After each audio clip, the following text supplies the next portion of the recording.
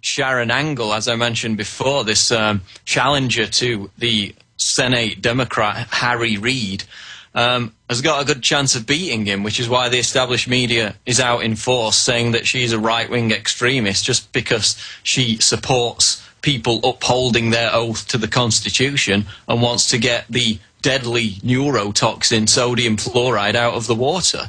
So with people like that really having a chance of wrestling back some of the power from the establishment in Washington, D.C., they need some kind of event which they can exploit to demonize their political opposition. And when you've got people like Rahm Emanuel being the chief string puller for Obama, who is a complete puppet and merely reads off a teleprompter, the real power in that administration is certainly with Rahm Emanuel to a point. And he's the son of an Israeli terrorist who planned the bombings of hotels and marketplaces. He was in the Irgun terrorist group that killed hundreds of people. So when you've got people like that advising Obama and, you know, never let a good crisis go to waste, and then you read in the Financial Times that this big Obama supporter, Shapiro, is saying that basically we need a terror attack, otherwise Obama's finished, then I think we should be a little bit concerned about it. Well, you can see the preparatory brainwashing, so people think the mainstream media, boy, they're really on target. The right-wingers did blow up a federal building. Darn them, we've got to get their guns. My gosh, I also see an attempted assassination. God forbid we're against, I mean, we're totally against that happening, against Barack Obama. As a caller said last Sunday, the question is, will Obama be taken out by impeachment or embalmment? And we hope that he is not taken out by embalmment. We want Obama, a teleprompter reading CIA agent from Indonesia, to certainly live a long life. We don't want that puppet to be turned into a martyr. You know, the same reason the globalists don't want to kill me is because they don't want to turn me into a martyr against their tyranny. We don't want the globalists to turn Obama or any of his criminal scallywags into some type of martyr as well. No, but it would be very easy for them to do that. If you look into exactly how much of a vacuous puppet Obama is, how much of a front man he is, it's transparent to see that he's just a water carrier for the elite, and he could be replaced at any moment. You know, his speeches are written by Bilderberg members. His book was written by Bill Ayers, the domestic terrorist weather underground bomber.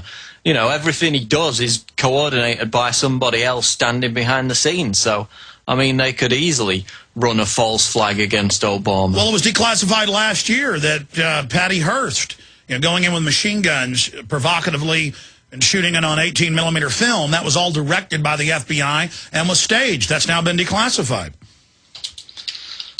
Yeah, so they've always got that tool. I mean, to a large extent, it's been discredited and eviscerated by the fact that it's been so voluminously and repeatedly exposed since 9/11. But what I see happening is that they'll just let Obama wither and die, and they'll get a Mitt Romney in, and then we'll really see, you know, the fascism come into play, especially with regards to the economy. And I think they'll just play it that way, because you've still got a mass of brainwashed right-wingers who will just think that a Republican is the answer again. The Tea Party's largely being taken over by these people.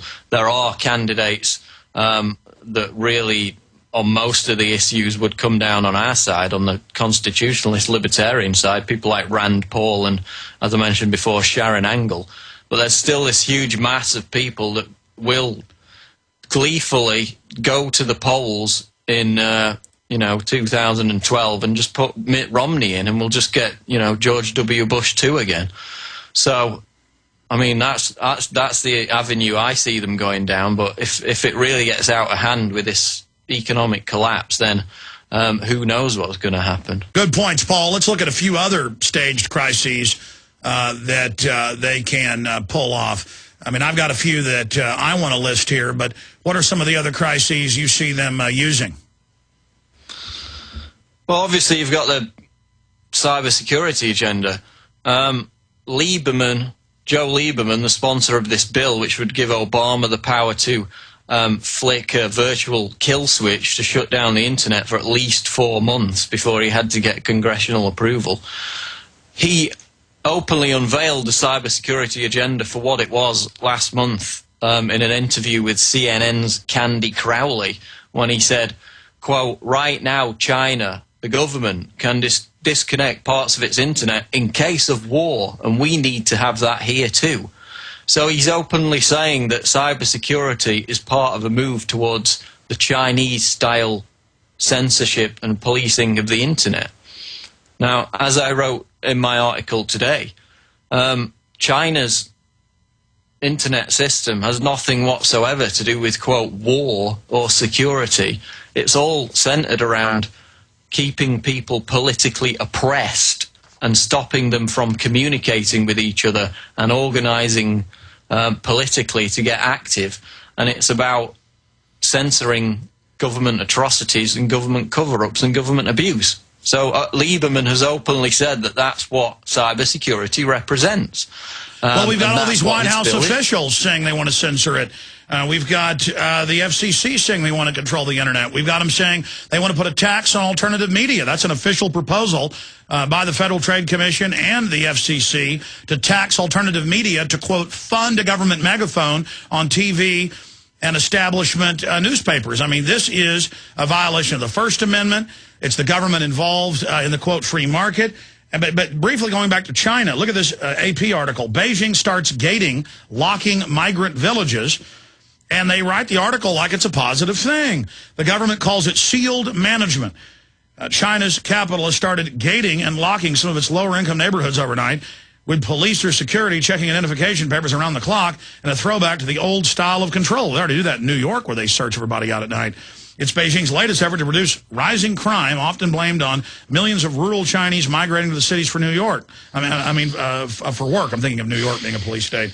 The capital's Communist Party secretary warns the approach promoted citywide, or wants it promoted citywide, but some state media and experts say the move not only looks bad, but imposes another layer of control on the already stigmatized vulnerable migrants.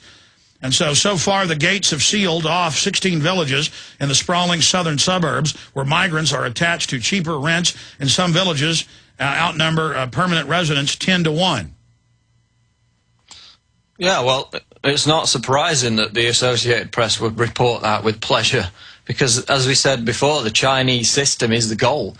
In China, even in the rich cities like Shanghai, the richest cities, you've got a two-caste system. You've got the people who've got some wealth right up against the poor. And basically, there's no middle class whatsoever.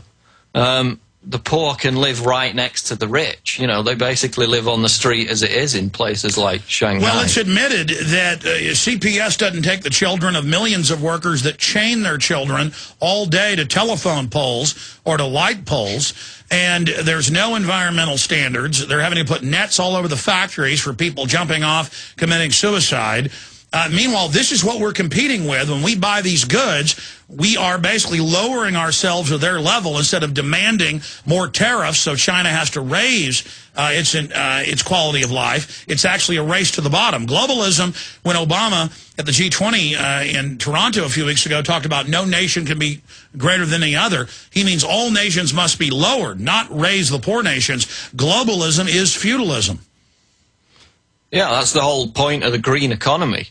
It's to lower nations to lower first world nations to at least a second world status. And it's proved absolutely disastrous in Spain, where they've now got a 20% unemployment rate and 2.2 jobs are lost for every, quote, green job that's created. Mission accomplished. And you say, we're not against them, it's just amazing to see it, that now it's not Eastern Europeans and Arabs that are flooding England, but that it's people from Spain. There's an exodus.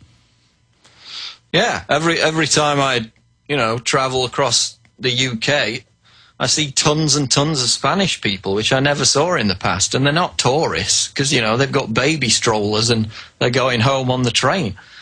they've vacated Spain in their droves because with this green economy, everything's crashing and burning, and they've got double the unemployment rate that we've got in the UK, which is bad enough as it is. And that's what the New World Order is. The OECD and all of them state this, that they want a global government, so there's nowhere to run, and everywhere is. In fact, I saw the OECD a decade ago say France is the model with an 80+% income tax. Yeah, as I was saying before, 80+% income tax is not something that's out of the ordinary in the past 100 years. It's only in the past few decades that most Western nations have had this. In the UK and the US, it's 40 to 50% top bracket. In the UK in 1977, the nominal rate of income tax was 98%. Everything you earned over £20,000, which would be about $30,000, everything above that, the vast majority of it went straight to the government. Now, obviously, we have to adjust for inflation in 2010, but on that scale, the middle class would cease to exist because you would never be able to earn anything above a subsistence level income bracket.